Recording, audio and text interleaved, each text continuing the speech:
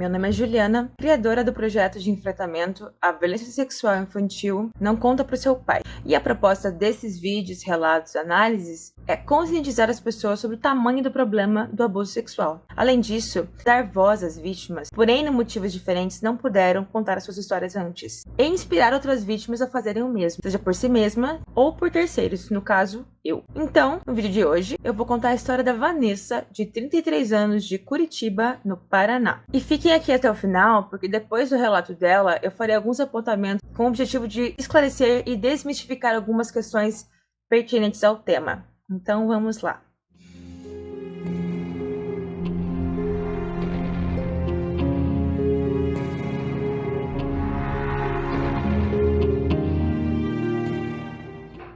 Em 2017, eu revelei para toda a minha família. Eu estava com 30 anos na época e eu tenho recordações de que os abusos começaram quando eu tinha 6 anos de idade. Mas pode ter acontecido antes já, e eu não lembrar, porque eu era muito pequena, né? Os abusos duraram mais ou menos dos 6 aos 12 anos, período em que eu comecei a ficar mocinha e o corpo infantil foi desaparecendo. O abusador era meu padrasto, homem que eu chamei de pai até os 30 anos de idade. Eu era uma criança muito reservada e introspectiva. Tinha muita vergonha do que tinha acontecido. E uma vez escrevi tudo no diário. O abusador leu e disse que ninguém nunca ia acreditar em mim. Eu internalizei aquilo de um jeito. Eu guardei esse segredo pra mim às 7 chaves. Era muito infeliz com isso. E na minha cabeça eu não ia conseguir ser feliz enquanto guardasse aquele segredo. Mas eu estava determinada a levar aquilo comigo pro caixão. Ele era o avô das minhas filhas, pai dos meus irmãos, casado com a minha mãe. Até hoje ele é casado. E eu tinha ciência de que ia acontecer uma ruptura familiar enorme quando eu falasse. E eu não estava preparada para falar sobre aquela situação na época. Apesar do abuso, eu cresci muito forte. De alguma forma, eu sabia que eu não era aquilo que tinha me acontecido. Sempre fui uma boa filha, recebia medalhas na escola por ter as melhores notas. Sempre tive necessidade de corresponder às expectativas. No entanto, o ambiente familiar era de muita briga, agressões físicas e psicológicas por parte do meu padrasto. Eu cresci sendo chamada de vagabunda, apanhei muito na infância e na adolescência. E aos 16 anos, conheci o meu marido, meu atual marido, né? Certa vez ele ouviu as agressões verbais quando eu tinha 17 anos. Ele me pegou e me levou embora. Naquele dia eu prometi no portão de casa que eu nunca mais voltava pra lá. Minha vida tomou outro rumo. E o meu marido sempre foi muito bom pra mim. Foi um anjo, um homem maravilhoso. Nós casamos e com muito custo construímos uma casa. Começamos a nossa jornada, que hoje conta com 3 filhos, 2 gatos e um cachorro. Mas voltando, como e quando eu contei pra minha família que eu sofri abuso sexual quando era criança? Pois bem, em 2017, uma prima muito próxima minha me revelou que um outro homem da família tinha abusado dela. A gente chorou muito juntas e eu contei pra ela que também tinha sofrido abuso. A gente se consolou e ela disse que ela ia contar o caso dela pra família. Eu disse que eu jamais faria o mesmo, eu não conseguia. Ela contou. Foi um terremoto sem precedente na família, né? E ela recebeu muita solidariedade das pessoas da família, o que me incentivou a contar também. Então eu contei.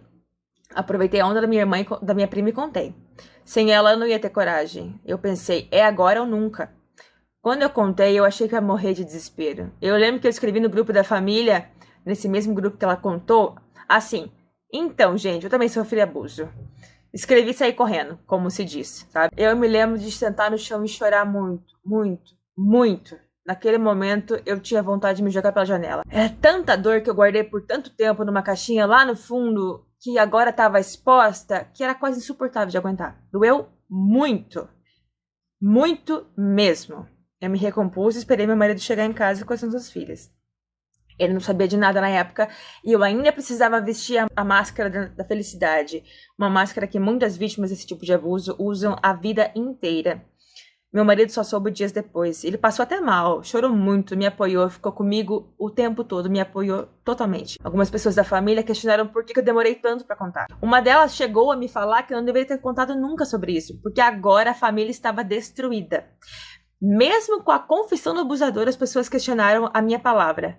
Eu demorei pra contar porque eu não queria falar. Eu só contei porque a minha prima falou primeiro. E eu acabei recebendo muito apoio de quem não esperava. Nessa época, eu comecei a apresentar sinais de depressão, porque uma pessoa muito importante pra mim ficou do lado do abusador. E depois da revelação, eu pude finalmente me libertar das correntes do domínio que ele tinha sobre mim. Cortei todo tipo de contato com ele, nunca mais vi ele, e também proibi qualquer contato dele com os meus filhos. Ele é pai dos meus irmãos e apenas isso e pronto, acabou. Eu perdoei ele.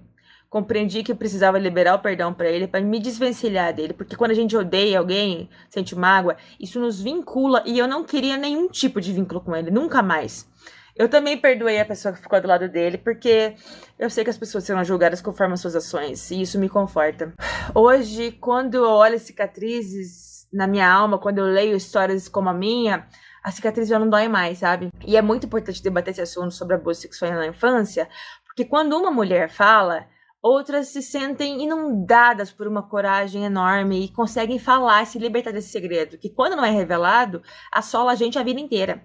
Às vezes a gente tá quietinha, cozinhando, tomando banho, assistindo televisão, enfim. E as memórias vêm do nada. Isso só parou de acontecer quando eu contei sobre isso pra todos. Foi muito libertador, muito. Essa é a minha história. Eu ainda tenho muito pra falar sobre os processos de libertação e cura que eu sofri, que não foram fáceis. E eu espero que todas as pessoas que passaram por isso um dia consigam. Eu sou feliz, eu não carrego grandes traumas, consequências do que passei. Mas eu sei que eu sou uma exceção e que muitas pessoas sofrem muito. Cada um responde de um jeito, essa que é a verdade. Eu gostaria de dizer para as vítimas que vocês são muito mais fortes do que vocês imaginam. E que não são apenas o que lhes aconteceu. Entender isso é o principal, é o primeiro passo para se curar e levar uma vida feliz. Contem, se libertem, desabafem, chorem. Homens e mulheres vítimas de abuso sexual infantil. Saibam que eu estou à disposição de quem quiser conversar. Estamos todos juntos. Então, gente, a Vanessa se tornou ativista da causa, daquele crime do qual ela foi vítima, né? E quem quiser acompanhar o trabalho dela ou conversar com ela, como ela própria sugeriu, procurem aí no Instagram dela, o projeto dela. É o @curadaalma.oficial. Num dado momento, ela comenta que os abusos foram dos 6 aos 12 anos, quando o corpo dela começou a desaparecer, o corpo infantil dela. E essa fala diz muito sobre como a atração sexual repugnante, doentia dessas pessoas funciona. Ele deixou de abusar dela a partir do momento em que ela não aparentava mais ser uma criança tão criança assim. Então sim, gente, existem pessoas perturbadas o suficiente para se sentirem tesão por corpos absolutamente infantis, ao ponto de bebês serem estuprados. A parte em que ela conta que o abusador leu o diário dela e disse que jamais ninguém acredita nela, também tem duas questões muito interessantes aí. Primeiro, isso demonstra o modus operandi dos agressores persistentes, né? Especialmente os intrafamiliares. Ou seja, eles sempre tentam convencer a vítima de que ninguém vai acreditar nelas. Então, para que pedir ajuda, né? E segundo, essa fala dela reforça o que eu também já falei aqui em alguns momentos, que é: crianças são literais. Se falarem para uma criança que se ela contar para alguém a mãe dela vai morrer, ela vai acreditar. Se falarem que se ela falar para alguém ninguém vai acreditar nela, ela também vai acreditar. E essas duas coisas fazem com que se instale a famosa síndrome do segredo, que torna as vítimas ainda mais vulneráveis por muito mais tempo. Daí a importância de falar sobre o assunto com as crianças, para que elas tenham outra referência no que acreditar e no que fazer, de como agir, além daquela que foi imposta a elas pelo abusador, porque ele mexe com a cabeça da vítima, com a noção de realidade e de possibilidades. E se nada for feito, elas vão internalizar a verdade que o abusador incutiu na mente delas. Isso é muito claro. Quando ela comenta que, apesar do abuso, ela cresceu muito forte e que sabia que ela que não se resumia ao que tinha acontecido com ela, ainda que tenha crescido num ambiente familiar muito hostil e onde era tratada como um bicho, isso é o que a gente chama de resiliência. E é muito particular e imprevisível até. Algumas vítimas têm mais, outras pessoas têm menos. E não está sob o próprio controle da pessoa quanto ela é resiliente ou não. O que é importante entender para evitar até mesmo julgamentos entre as próprias vítimas. Porque não é porque uma pessoa conseguiu reagir super bem aos abusos que sofreu e entender que ela não se resumia aos crimes dos quais ela foi vítima, que a outra pessoa que passar por situação semelhante ou até mesmo inferior entre todas as aspas do mundo, que ela vai entender da mesma forma. E não cabe a ninguém questionar isso, muito menos diminuir a dor do outro, baseado em como uma pessoa reagiu aos mesmos fatos. Isso é particular. Ela também fala sobre a máscara da felicidade que ela vestia há tantos anos. Isso tem tudo a ver com o que a gente chama na psicologia de processo de dissociação e negação. Como um mecanismo de defesa, a pessoa meio que se parte a dois mesmo. E ela não permite que as desgraças que, no caso, aconteceram com a Vanessa, a vítima, interfiram na vida da Vanessa criança. Tanto que ela é benzão na escola, né? Mas como a alegoria da máscara muito bem demonstra, é tudo fachada. Por mais bem resolvida e resiliente que uma pessoa seja ou aparente ser, lá no fundo, todas elas carregam um fardo enorme. Um fardo que ela aprendeu a lidar tão bem que todos à volta dessa pessoa nem sonham que ela carrega. Que elas nem desconfiam que pode ter algo errado com essa pessoa.